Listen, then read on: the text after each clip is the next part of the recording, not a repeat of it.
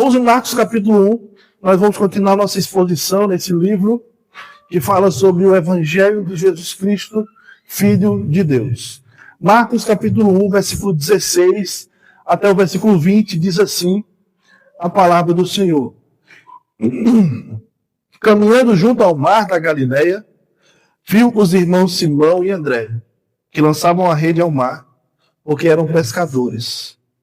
Disse-lhe Jesus: Vinde após mim e eu vos farei pescadores de homens.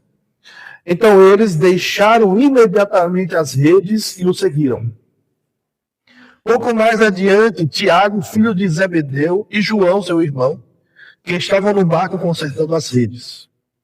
E logo os chamou, deixando eles no barco a seu pai Zebedeu, com os empregados, seguiram após Jesus. Amém. Irmãos, que a palavra de Deus venha nos desafiar a seguir a Jesus. Não importa para onde Ele nos leve, que a palavra de Deus também nos ajude a entender o ensino dessa passagem. Que não seja eu, mas o Espírito Santo falando. Irmãos, eu estava pensando numa forma de introduzir essa mensagem. Eu não consegui pensar em nenhuma introdução interessante. Mas eu lembrei da missão Artemis II.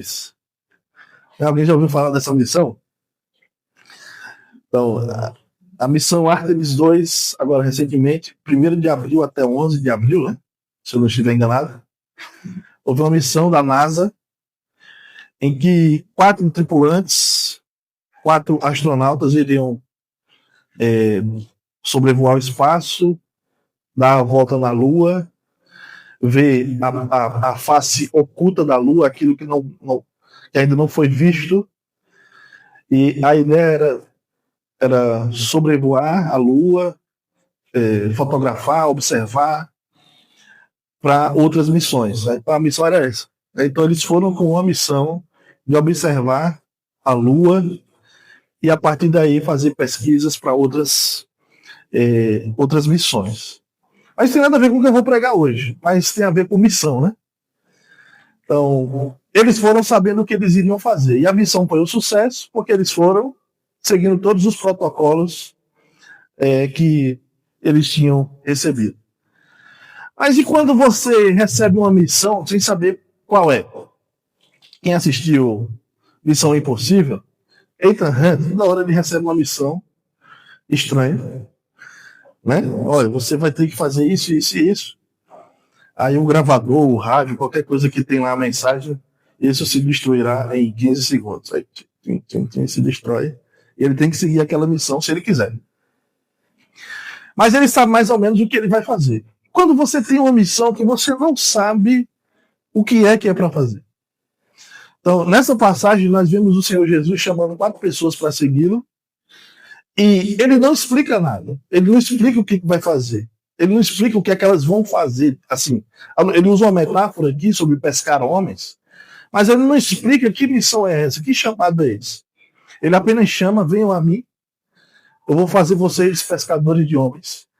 E essas pessoas simplesmente deixam tudo e seguem a Jesus. Então, eu tenho dito aos irmãos que o livro de Marcos é um livro curto, direto. Ele não está muito preocupado em detalhar em ordem cronológica os fatos acerca da vida de Jesus. Não era a intenção de Marcos falar sobre Jesus seguindo uma ordem dos eventos, como tudo aconteceu.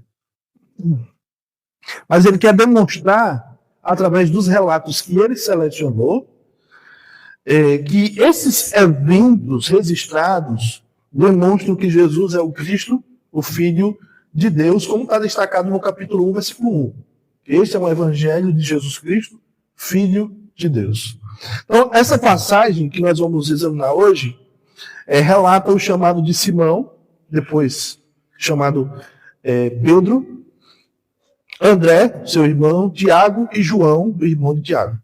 Esse breve relato ele pode ser expandido, ele é expandido, na verdade, Marcos ele é muito imediatista, ele simplifica o relato, mas o livro de João, capítulo 1, especialmente o livro de Lucas, capítulo 5, vai relatar esse evento com mais detalhes, com mais profundidade. Então, por exemplo, André e Pedro foram chamados aqui para seguir a Jesus, mas nós sabemos, pelo livro de João, o Evangelho de João, capítulo 1, que André era discípulo de. Bom, eu ia dizer assim, quem lê a Bíblia sabe, mas vamos lá. Quem assistiu The Chosen sabe. André era discípulo de João Batista. Então, o Evangelho de João, capítulo 1, vai mostrar que André era discípulo de João Batista. Marcos não vai dar esse detalhe. Nós sabemos também que o livro de Lucas, capítulo 5, vai relatar um episódio em que há uma pesca milagrosa. Né? A primeira, tem duas pescas milagrosas. Então tem essa, em Lucas 5, e tem aquela de João, capítulo, acho que é João 21, né? Nesse Lucas capítulo 1, Jesus vê ele ensina para as pessoas, ele está fazendo o seu ministério, pregando o evangelho de Deus, como diz aqui no versículo 14 e 15. Mas Lucas capítulo 15 narra o episódio em que Jesus encontra Pedro e André, e Tiago e João também, filhos de Zebedeu. Eles estão pescando, mas ao que parece estavam desanimados. Por quê? Não pegaram nada, não pescaram nada. Né? Não sei se era daqueles que não pescaram nada, mas depois estava com uma história. Rapaz, eu peguei um pirarucu, eu peguei um negoção. Né? Mas eles não pescaram nada. Aí Jesus disse para eles, lancem as redes. Então a gente já passou a noite toda aqui, madrugou aqui, nada. Jesus, lance as redes. E aí não cabia nas redes a quantidade de peixes que eles pescaram. Esse evento é esse mesmo evento aqui que a gente está examinando hoje. Só que nessa passagem, Marcos só relata o chamado de Jesus e a resposta dos discípulos ao chamado de Jesus. Então, no relato de Marcos, tem um foco na autoridade de Jesus, filho de Deus. Qualquer pessoa que chamasse alguém daquela maneira, a maneira como Jesus chamou, venham, siga-me. Qualquer pessoa que fizesse isso, ou que faça isso hoje, pode ser chamado de uma pessoa totalitária, alguém chocante, alguém que age com ultraje. Mas quem chamou aqueles discípulos não foi qualquer um, foi Jesus Cristo, Filho de Deus. Mas o que acontece quando Jesus nos chama? O que acontece quando Jesus chama os seus discípulos? Seus discípulos deixam tudo e o seguem. Então hoje nós vamos aprender que quando nós somos chamados por Jesus, nós precisamos abandonar tudo e segui-lo. Quando Jesus nos chama, nós devemos deixar tudo e segui-lo. Só que esse tudo envolve o quê? A primeira coisa, esse tudo envolve abrir mão dos próprios interesses e desejos. Seguir a Jesus envolve abrir mão dos próprios interesses e desejos. Veja novamente, versículo 16. Caminhando junto ao mar da Galileia, viu os irmãos Simão e André, que lançavam a rede ao mar, porque eram pescadores. Disse-lhe Jesus, vinde após mim e eu vos farei pescadores de homens. Então, o ambiente aqui dessa cena está situado no Mar da Galileia. Mar da Galileia, que é chamado no Novo Testamento também de Mar de Tiberíades, em João capítulo 6 vai chamar lá de Mar de Tiberíades, e é também chamado de Lago de Genezaré. Então, a ideia de lago faz até mais sentido, porque o Mar da Galileia, na verdade, não é um mar de água salgada, é um grande lago. O Mar da Galileia tem aproximadamente 20 quilômetros de comprimento e 11 quilômetros de largura no seu ponto mais largo. O Mar da Galileia é abastecido por uma neve, pela neve derretida do Monte Hermon. Você lembra do Salmo 133, né? A comunhão dos irmãos. É como aquela água que desce do Monte Hermon quando Deus ordena a vida, né? E acontece. Então, a água desce do Monte Hermon, vai formando rios, rios e rios, e ele deságua no Mar da Galileia, no Lago da Galileia, e forma aquele mar, aquele grande açude. Eu não cheguei a fazer as contas. Bom, depois você pode pesquisar aí por curiosidade, ver quantos metros cúbicos deve ter no Mar da Galileia. Mas eu lembrei agora do açude que é o maior da América Latina, o açude de, esqueci até o nome, Castanhão, lá no Ceará, lá na região de Nova Jaguaribara. O açude Castanhão é um açude enorme que encobriu a cidade da antiga Jaguaribara. E agora a cidade vive em outro lugar, é Nova Jaguaribara. Então, esse açude são 7 bilhões de metros cúbicos. É enorme. Então, o açude Boqueirão é 400 e poucos milhões. O açude de Castanhão é 7 bilhões de metros cúbicos. Aí é difícil encher, né? Difícil encher, mas geralmente tem 2 bilhões, 1 bilhão e meio, mas é alguma coisa, não é? Bastante água. Mas o Mar da Galileia é enorme. Enorme. E ele está localizado numa região tão interessante que até tem ondas. Não é comum você ver ondas no açude. Mas no Lago da Galileia, no Mar da Galileia, tem tempestades, tem ondas. Então, no episódio da tempestade que Jesus estava com seus discípulos e ele acalma a tempestade, é no Mar da Galileia. E algumas pessoas dizem assim, não, é um absurdo. Um lago não produz esse tipo de onda, esse tipo de tempestade. Gente, depois você procura no YouTube tempestade no Mar da Galileia em nossa época, tem lá. É incrível. Certo? É um vento forte, a formação geológica, tudo faz com que seja possível isso lá no Mar da Galileia. O Mar da Galileia ele é bastante conhecido na história antiga pela sua abundância e pela ampla atividade de pesca. Então era bem comum, o historiador judeu José, ele fala muito sobre a atividade de pesca que havia no Mar da Galileia. Então quem está lá nessa cena pescando? Simão, nós sabemos depois que ele vai ser chamado de Pedro. Ele é chamado, especialmente nos primeiros capítulos, e algumas vezes ele é chamado de Simão, mas depois do capítulo 3 ele vai ser muito mais chamado de Pedro, que é o nome como ficou conhecido o nosso Pedrão. O primeiro papa dos católicos. Ok? Então, Simão e André estão na sua atividade de pesca no mar. Lá em João capítulo 1, versículo 44, diz que eles eram, esses irmãos eram de Betsaida. André era discípulo de João Batista, como eu citei. E o nome de Simão, ele comumente, especialmente aqui no livro de Marcos, ele aparece antes do nome de André, aqui nós vimos aqui, né? Simão e André. Ele vai aparecer como primeiro nome na lista dos discípulos, Simão, aí depois vai citar os outros discípulos. Isso pode indicar que Pedro era o irmão mais velho de André. E a sua posição inicial na lista dos discípulos também indica uma certa posição de liderança. Não como os católicos pensam, mas uma certa posição de liderança. E eu achei interessante o comentário de Robert Stein. Ele diz que isso indica que Pedro tinha uma liderança entre os discípulos, nem que seja uma liderança de insensatez. Porque ele muitas vezes assumia o protagonismo na história, mas muitas vezes com insensatez, falando alguma bobagem, sendo precipitado. E muitas vezes com boa intenção. Vamos aliviar aqui para o nosso Pedrão, né? Mas sempre com boa intenção.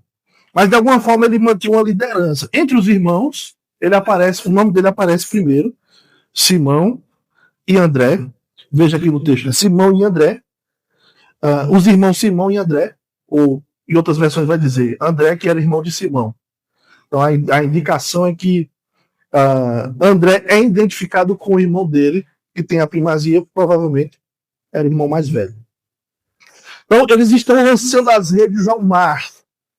E essas redes, aqui mais por uma curiosidade, essas redes, ela teria até 6 metros de diâmetro, com pesos de pedra nas extremidades, nas pontas da rede. Tinha uma corda fixa, e quando essa corda era puxava a rede, os pesos se fechavam e puxavam todos aqueles peixes que estavam ali. É parecido com o que hoje? A tarrafa. Então Pedro e André estavam tarrafando. É tarrafando, tio? Tarrafando. O pessoal fala, vou dar uma tarrafada, né? De vez em quando, no açude velho, tem alguém que dá uma tarrafada lá, né? Agora parou essa moda, depois que o fedor subiu.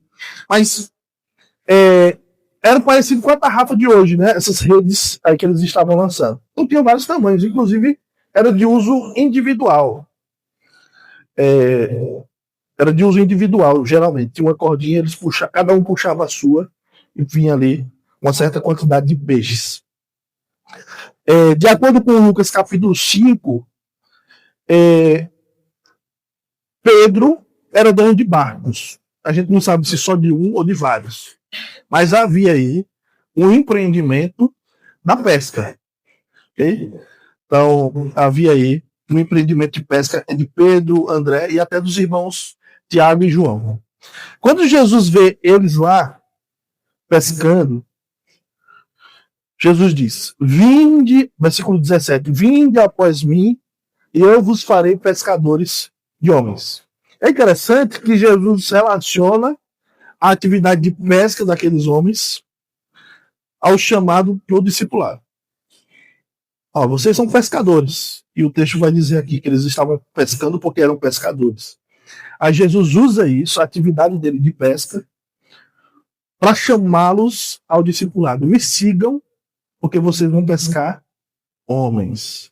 Gente, eu não sei se isso foi plenamente compreendido pelos discípulos. Eu acho que não, suspeito que não. André sabia um pouco de quem era Jesus.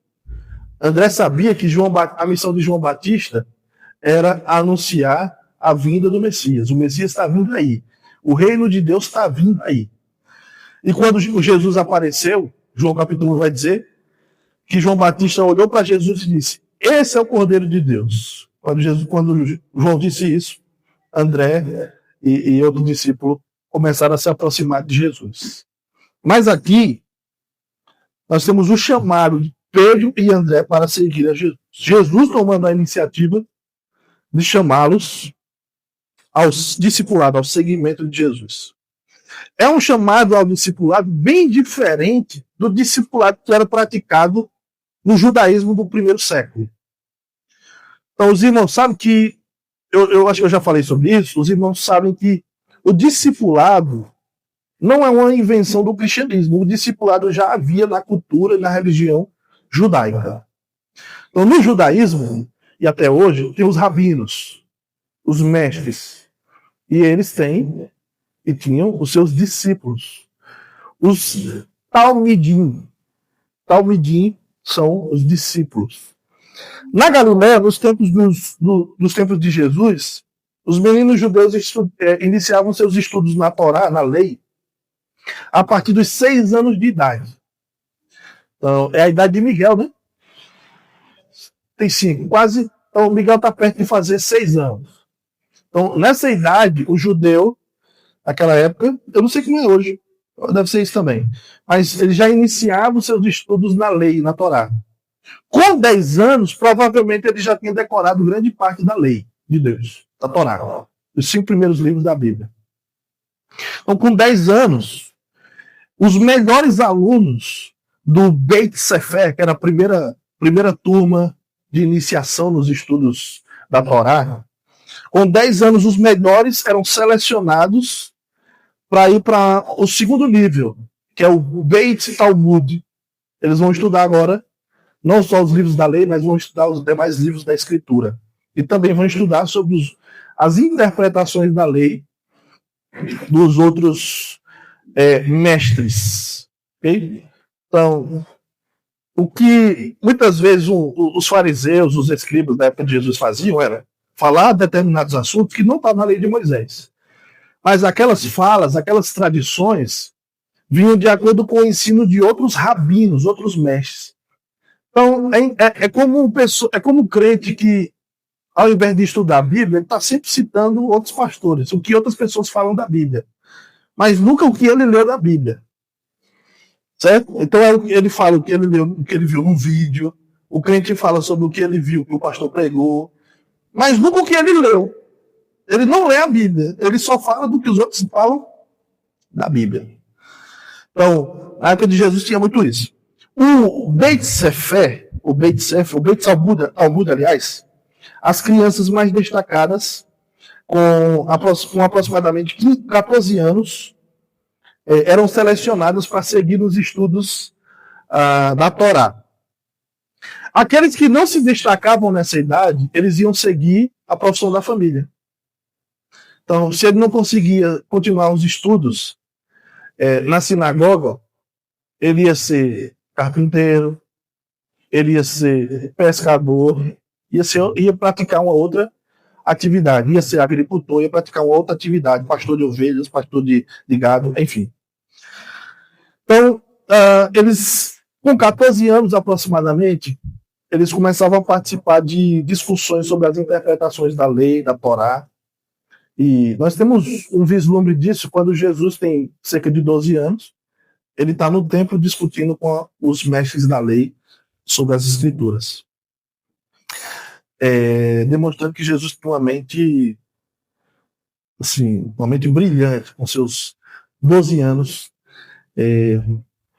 para o que se esperava das crianças. Somente os melhores dos melhores estudavam aos pés dos rabinos mais famosos da época, os rabinos mais respeitados. Paulo, por exemplo, ele estudou aos pés de Gamaliel. Então, outras pessoas que se destacavam iam estudar com rabinos grandes e respeitáveis da sua época.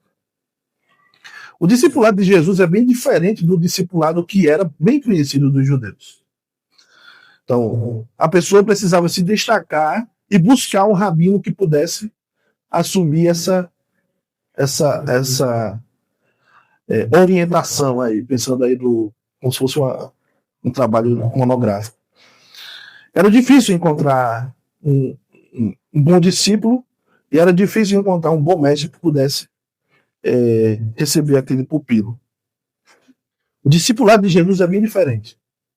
A iniciativa do discipulado vem não do discípulo, não das capacidades do discípulo, não das habilidades que o discípulo adquiriu. A iniciativa para o discipulado vem de Jesus. Jesus chama. Jesus convida. Jesus não chamou pessoas altamente gabaritadas, preparadas, habilitadas. Ele chamou pessoas para andar com ele. Ele não chamou pessoas para estudar a lei. Olha, eu vou ensinar sobre a lei para vocês. Jesus disse, venham. Jesus chamou pessoas para seguir ele, para aprender dele. E é interessante que os discípulos no primeiro século, os judeus, eles andavam com os rabinos também, eles observavam as discussões teológicas dos rabinos, né? Os rabinos faziam perguntas, ilustravam, e Jesus fazia tudo isso também. Mas o discipulado de Jesus não era para aprender do que ele ensinava, meramente, mas era para aprender a ser como ele, como Jesus. Quando Cristo chamou Pedro e André, chamou aqueles homens para abrir mão dos seus próprios interesses e desejos. Isso significa que, em primeiro lugar, as suas prioridades seriam redefinidas. Seguir a Jesus significa que as nossas prioridades não são mais as nossas prioridades. As nossas prioridades agora são as prioridades de Jesus. Não sou eu quem define o que é importante para mim. Agora é Jesus quem vai definir. Ele quem diz o que é importante para mim, não eu. Então, eles não continuariam mais como antes. Eles se tornariam pescadores de homens. Vocês não vão mais pescar peixes. Vocês vão pescar homens. Isso é uma mudança. O chamado de Jesus não era para encontrar realização naquilo que eles estavam fazendo, mas em um propósito de vida radicalmente novo. Eles deverão abrir mão daquilo que eles fazem e realizar aquilo que o mestre os chama a fazer. Suas prioridades são aquelas coisas que Jesus diz que é prioridade. O que é importante para mim é aquilo que Jesus diz que é importante para mim. Esse é o chamado de Jesus. para que nós reavaliemos as nossas prioridades à luz das prioridades de Jesus. Segunda coisa, abrir mão dos próprios interesses e desejos envolve abrir mão de ganhos pessoais. Ao ouvir o chamado de Jesus, Simão e André fizeram o quê? Deixaram imediatamente as redes e o seguiram. Versículo 18. Então, essa é a essência do discipulado, meus irmãos. De seguir a Jesus, o Filho de Deus. Deixar e seguir. Então, pense nesse passo a passo. Qual é o passo a passo do discipulado? Jesus chama, nós abandonamos e nós seguimos. Colocando tudo no mesmo tempo verbal. Ouvir, abandonar e seguir. Então nós ouvimos a Jesus, abandonamos o que for necessário e seguimos o seu chamado. Deixar e seguir. O que é que eles estão deixando, irmãos? As suas redes. Eles estão deixando a sua fonte de renda. Eles estão deixando seus ganhos. Estão deixando suas perspectivas econômicas para ganhar muito mais. Veja, seguir a Jesus é meio parecido com o que Deus fala. É perder para ganhar. Seguir a Jesus é isso. Você perde certas coisas para ganhar algo muito mais importante. Que é aquilo que Jesus vai lhe dar.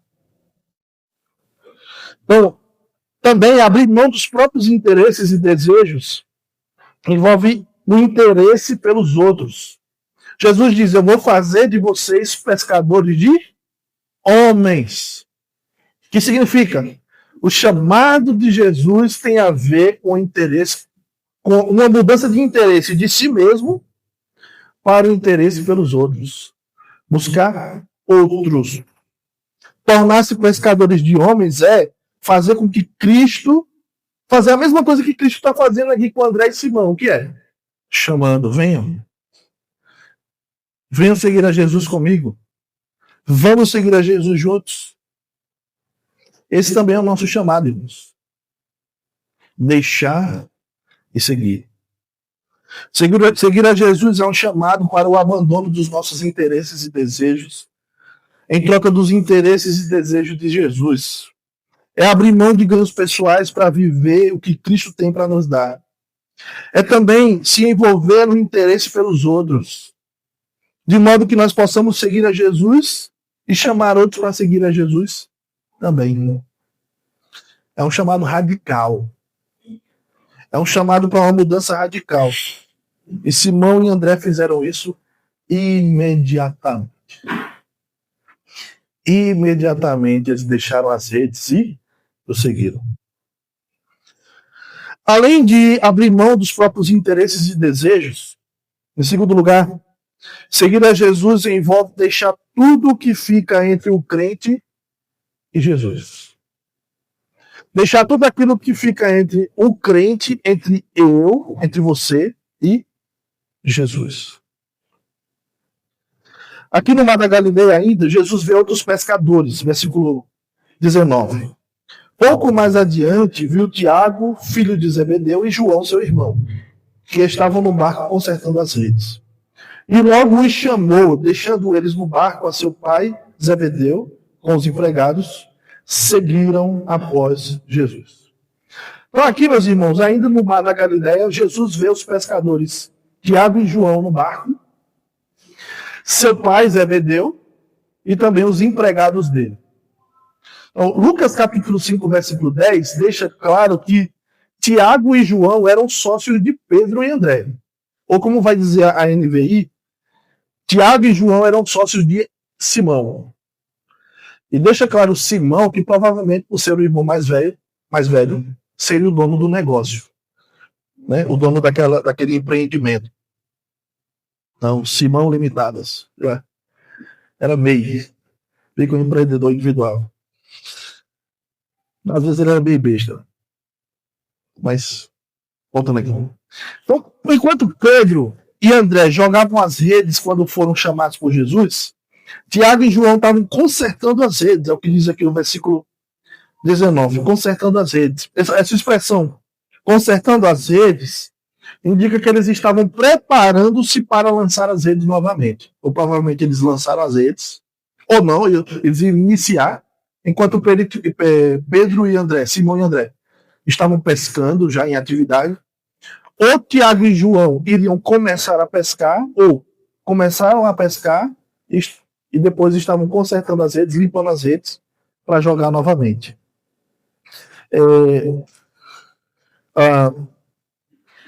Jesus também os chama e eles o seguem, deixando Zebedeu, seu pai, com os empregados no barco, é o que diz o versículo 20.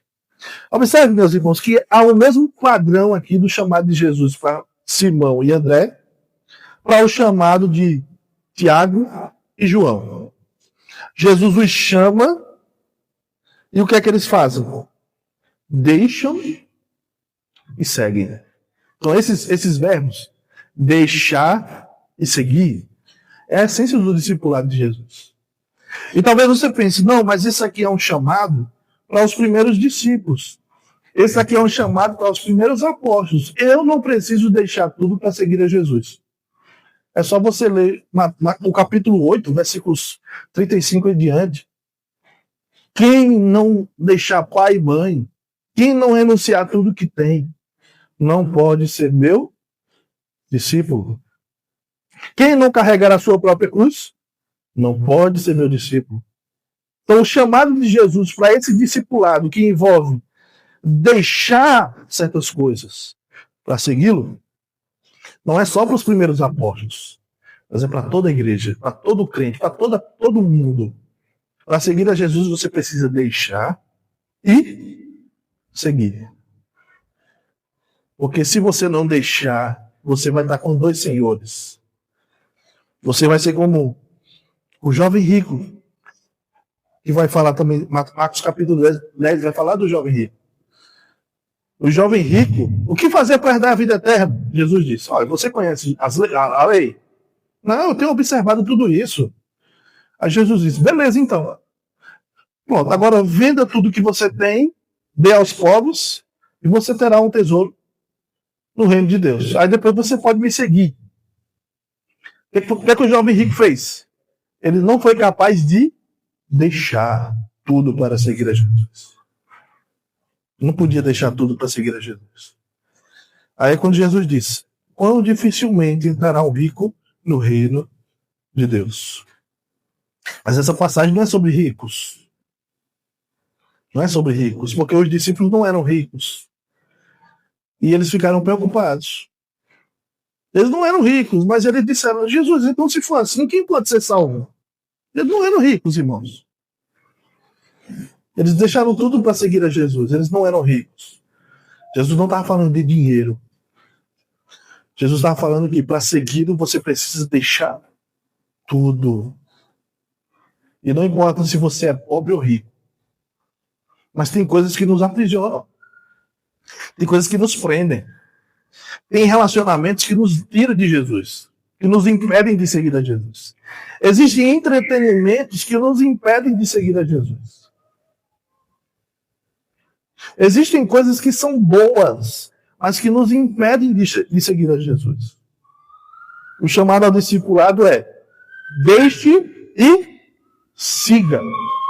Esse padrão é muito comum, já disse, na Bíblia. Lá no capítulo 2 de Marcos, no versículo 14, Marcos 2,14. Jesus, quando ia passando, viu a Levi, filho de Alfeu, sentado na coletoria, e disse, segue-me. O que foi que Levi fez? Se levantou e seguiu. O que é se levantar e seguir? Ele deixou e seguiu. Ele não disse assim, certo, Jesus, eu vou seguir. Mas deixa só eu terminar meu trabalho hoje, terminar meu expediente. Deixa só eu terminar de juntar o dinheiro. Ele se levantou e seguiu a Jesus. Para seguir a Jesus, a gente precisa deixar tudo e seguir a Jesus. O que Tiago e João deixaram para seguir a Jesus? Assim como Simão e André, eles deixaram ganhos pessoais. Aquilo que para eles era economicamente relevante. E isso é interessante porque nós somos informados aqui pelo versículo 20 que Zebedeu, pai de Tiago e João, tinha empregados. Se eles tinham empregados, irmãos, é porque o negócio da família ia muito bem. Dinheiro. Eles viviam bem economicamente. A atividade de pesca aqui estava bombando. Não nesse dia, né? Não nesse dia, que Lucas capítulo 5 vai dizer que eles não pescaram nada. Só depois que Jesus disse, lance a rede. E foi peixe adoidado. Eles não eram economicamente pobres. Eles eram razoavelmente prósperos. Robert Stein, um comentarista, ele diz que eles pertenciam à classe média da sua época. Não eram pobres. Eram pessoas simples, sim. Mas não eram pessoas pobres. Então, ao deixar a pescaria, eles estavam deixando algo que economicamente estava indo muito bem. Que era muito bom para a família. É tanto que eles tinham empregados. Mas eles deixaram isso para seguir a Jesus. Uma atitude um tanto radical. Mas não só isso que eles deixaram. Quem que eles deixaram no barco? Seu pai. Zebedeu. Vínculo familiar. Para seguir a Jesus. Demonstrando que até mesmo os vínculos familiares mais íntimos podem ficar entre o crente e Jesus. E óbvio que o ensino aqui não é que você deve deixar a sua família para seguir a Jesus. Não é isso. O ponto não é esse. Então, tem a história de uma pessoa um homem que queria ser missionário, mas a sua esposa não. Aí ele disse, pronto, então eu vou deixar você e vou ser missionário. Amém? Amém nada. Não é isso que Jesus está nos chamando. Certas pessoas vão entender errado, né? Acaba tá doido para deixar a mulher e faz isso. Acaba bom de peia. Não é isso. O chamado de Jesus é: ninguém pode ficar entre mim e você. Esse é o chamado de Jesus. Ninguém pode estar entre mim e Jesus. Várias vezes Jesus valoriza a família. Ele criticou os fariseus porque não cuidavam das mães, dos pais, e desonravam os pais, o pai e a mãe. Jesus não está falando aqui, o texto aqui não está celebrando o abandono familiar. Até porque Zebedeu não estava sendo abandonado, ele era o chefe de um negócio. Estava indo bem o negócio. Mas o ponto é que mesmo relacionamentos familiares, mesmo relacionamentos legítimos, não podem ficar entre mim e Jesus. Não pode. Aí, pastor, eu quero seguir a Jesus, mas meu marido não deixa. Siga a Jesus. E sofra os desafios do discipulado. Eu quero congregar, mas meu marido não quer. O caminho do discipulado é esse. É lidar com isso. É sofrimento, mas lidar com isso. Jesus tem que ser nossa prioridade.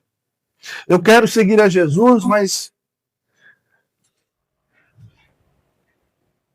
aquele namorado, aquela namorada, eles não seguem a Jesus, não querem andar comigo. Jesus é mais importante para você ou o seu namorado, seu namorado? Jesus é mais importante para você ou aquela paixão, aquele amor da escola? Então veja, aqui nós não estamos vendo o abandono de um vínculo familiar, mas a atitude dos discípulos aqui demonstra que cada relacionamento deve estar no seu lugar. Jesus é mais importante. E ninguém pode estar entre mim e Jesus. Eu vou tentar trazer algumas aplicações agora. Seguir a Jesus só é possível por causa da iniciativa dele, irmãos. Seguir a Jesus só é possível porque ele toma a iniciativa de nos chamar. Só é possível dizer, eu seguirei a ti, Senhor, porque ele nos chamou a isso. Ele nos convida a isso. Ele que nos chama para seguir. É sempre uma iniciativa divina. O chamado para o discipulado, para a salvação. O chamado para a sua obra é sempre iniciativa de Deus. Isso aqui é muito importante, porque algumas pessoas elas querem tomar a iniciativa de, por exemplo, ser pastor, ser missionário, né?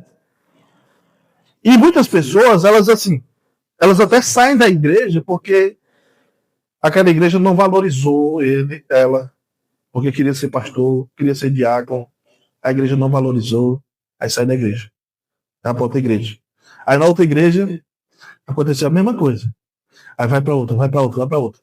Aí ou essa pessoa funda uma igreja para que ela seja pastor dessa igreja, ou ela fica no mundo. Geralmente é isso que acontece. Por isso que tem a Assembleia de Deus Batista Regular Presbiteriana do Sétimo Dia Universal. Uma igreja só. Foi um pastor que fundou, porque ele queria ser pastor em outras igrejas, mas ninguém disse que ele era pastor, ninguém viu isso nele, mas queria ser. Seguir a Jesus, seguir ao chamado de Jesus, só é possível por causa da iniciativa de Jesus de nos chamar. Ele nos chama. Não é a gente que diz, eu vou. Ele nos chama. Quando ele nos chama, ele vai dar os caminhos, ele que vai nos orientar, ele vai nos conduzir. Assim, falando especificamente sobre o ministério, sobre a obra missionária, esse foi um dos temores que eu tinha. Eu lembro que eu já compartilhei isso com os irmãos, eu tinha medo de ser... Um dos medos que eu tinha era pelas experiências que eu vi de pastores, de missionários. Um dos meus medos era o medo econômico. Eu tinha medo de ser pastor, missionário, alguma coisa, e viver das ofertas, viver do que vão me dar. Eu disse, rapaz, eu vou viver do que me dão.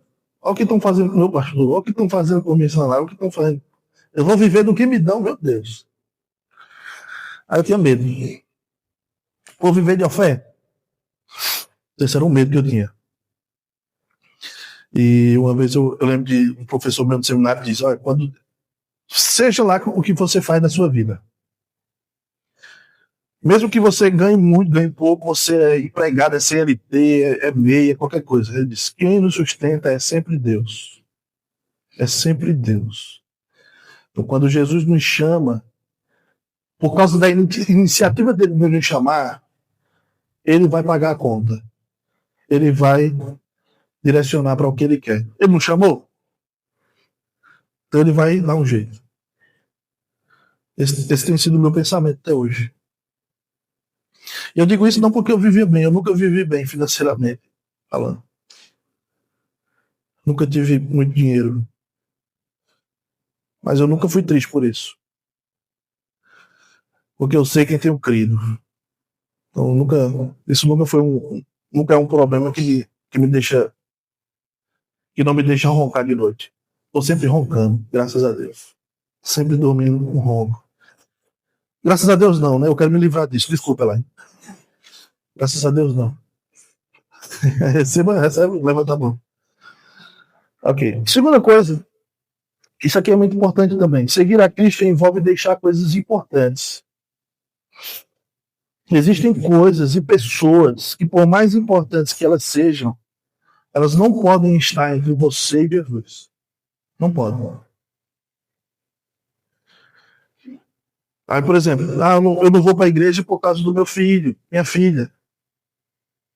Eu não vou fazer isso por causa de determinada atividade. Eu não posso fazer o chamado de Deus para a minha vida.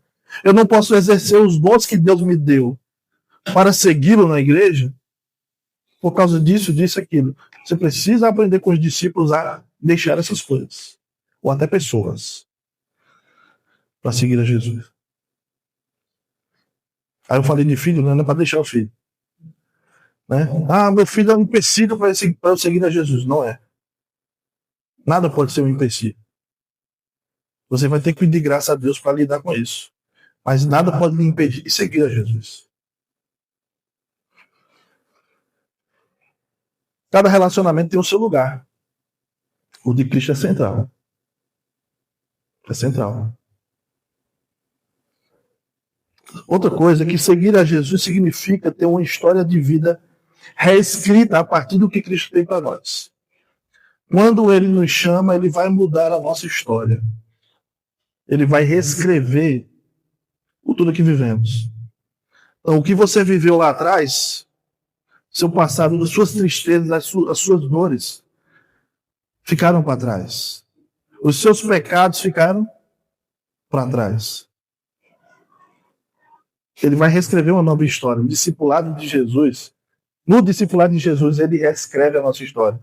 Você não vai mais pescar peixe, Simão, Pedro, Tiago e João. Vocês agora vão ser pescadores de homens. Outra coisa. Seguir a Jesus é fazer um compromisso de convidar outros para seguir a Jesus. Jesus chamou os discípulos para pescar homens. E o restante do livro de Marcos vai mostrar os discípulos pescando homens. O discipulado de Jesus envolve o compromisso, assumimos um compromisso de convidar outras pessoas para seguir a Jesus. Quem você tem convidado para seguir a Jesus? Quem você tem chamado para seguir a Jesus? E esse chamado ele precisa ser na proximidade, na conversa, no contato com pessoas. Você quer chamar pessoas para seguir a Jesus? Se aproxime delas. Chame-as. Diga, olha, eu sigo a Jesus. Quer seguir comigo? Quer passar por esse processo do seguimento de Jesus? Vamos juntos.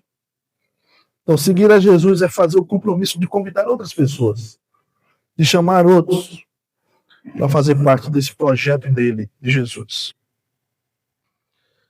E por último, seguir a Jesus é crer no Evangelho. Veja, Deus chama pessoas para a salvação. E além da salvação, Deus chama pessoas para o ministério, para servir a Jesus de outras maneiras. Mas o chamado de Jesus começa na crença no Evangelho. Versículos 14 e 15, Jesus disse, versículo 15 especificamente, Jesus disse, o tempo está cumprido e o reino de Deus está próximo.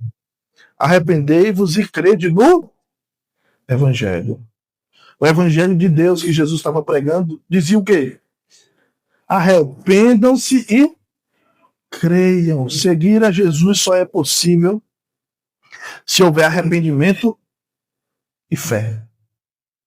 Você precisa se arrepender dos seus pecados, mesmo que Jesus não alisa. Se ele fala de arrependimento, é porque ele falou de pecado. Ele falou que as pessoas precisam deixar seus pecados, dar as costas ao pecado e caminhar na direção de Deus. Isso é arrependimento. Deixem seus pecados e creiam no Evangelho. Creiam que Jesus é o Cristo, o Filho de Deus, o Cordeiro, aquele que morreu na cruz pelos nossos pecados para nos conduzir a Deus.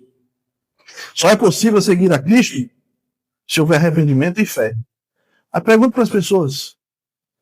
Vocês perguntam para muita gente aí, ó. O que você é? Você é cristão? Sim, eu sou cristão. E é? Por que você é cristão? Não, porque eu sempre fui na igreja. Por que você é cristão? Não, porque eu moro num país cristão. Não, por que você é cristão? Eu sou cristão porque Cristo é maravilhoso. Por que você é cristão? Eu sou cristão porque eu ainda não conhecia as outras religiões. Há vários motivos para as pessoas dizerem que são cristãs. Mas alguém só pode dizer que é cristão se ela deu o passo de arrependimento e fé no Evangelho. Então veja, irmãos, a mensagem aqui de seguir a Jesus, ela só é possível se houver arrependimento e fé. E talvez seja o seu caso hoje. Talvez você precise ouvir esse chamado de Jesus. Jesus está dizendo: venham após mim. Venham, eu estou chamando vocês, venham. Jesus está chamando você hoje. Vá até Ele. Talvez Jesus esteja chamando o seu coração há muito tempo para você servi-lo de outras maneiras no ministério de Deus. Quem sabe Deus não quer que você seja pastor um dia, missionário, missionária. Quem sabe Deus não esteja convocando o seu coração para ir até Ele. E aí vocês perguntam: para onde Deus? Para onde Jesus? E Jesus dizendo: não interessa, só venha. Depois eu vou mostrar. Eu lembro em 2000 eu entrei no seminário em 2013. Eu não fazia ideia do que eu ia fazer na vida. Sim. Eu sabia que eu queria servir ao Senhor. A única coisa que eu sabia é: no momento que eu tive a convicção de que Deus estava me chamando para o ministério, eu sabia que a única coisa que eu tinha certeza era que Deus estava me chamando para servi-lo no ministério. Seja como missionário, seja como pastor. Eu não sabia. A princípio, a ideia do meu pastor era: você vai para o seminário, você vai estudar música, vai lá se aperfeiçoar na música e você vai ser ministro de música da nossa igreja. Mas não tinha isso no meu coração, apesar de amar muito música, até hoje. Mas isso não estava no meu coração. Eu sabia que Deus queria outra coisa para mim. Eu sempre entendi assim. Quando eu tive convicção. Eu tive minhas lutas. Eu falei de uma para vocês. Aí eu tive outra luta. Era o medo de estar entendendo errado os planos de Deus. Então eu tinha tentado vestibular várias vezes e não passei. Então eu estava com medo de cometer aquele erro. Eu tentei de tudo. Já que não deu certo, eu vou ser pastor. Eu não queria fazer isso. E aí, pela graça de Deus, eu passei no vestibular. Aí eu não tive dúvida. Eu não quero estudar. Eu passei no vestibular. Que maravilha. Eu passei até numa boa colocação. Por incrível que pareça. Numa importante universidade lá do Cariri. Passei no vestibular e não fiz minha inscrição. Eu disse: não, agora eu tenho a convicção. Não foi porque não deu certo as outras coisas. É porque Deus me chamou para outra coisa. Não que eu não pudesse ser feliz de outra maneira. Mas quando Jesus me chama para o que Ele tem para nós vamos encontrar felicidade naquilo que Ele vai nos oferecer. Então eu não consigo me ver fazendo outra coisa hoje em dia.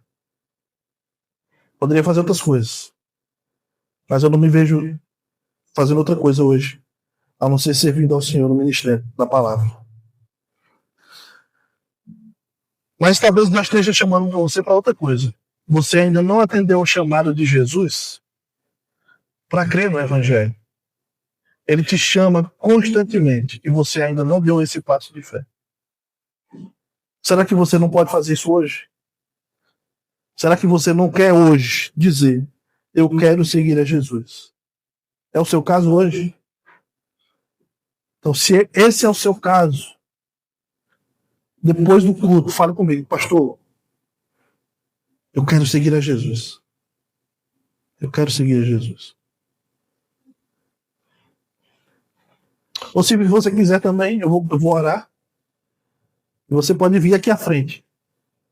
Enquanto eu estou orando, você pode vir aqui à frente. Simplesmente vir aqui enquanto eu estou orando. Vamos orar.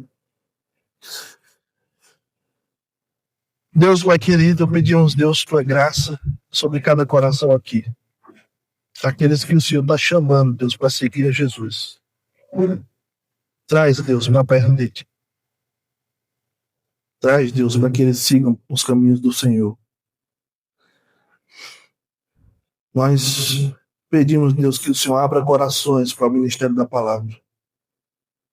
Os seminários estão cada vez com menos pessoas. Há pouca ênfase no ministério. Muitas pessoas têm encontrado a felicidade em outras coisas. E pedimos que o Senhor abra coração de pessoas para esse chamado. Para missões. Para a vida no ministério. Se o Senhor estiver chamando pessoas aqui, Deus, abra seus corações para seguir ao Senhor. Em nome de Jesus nós oramos. Amém.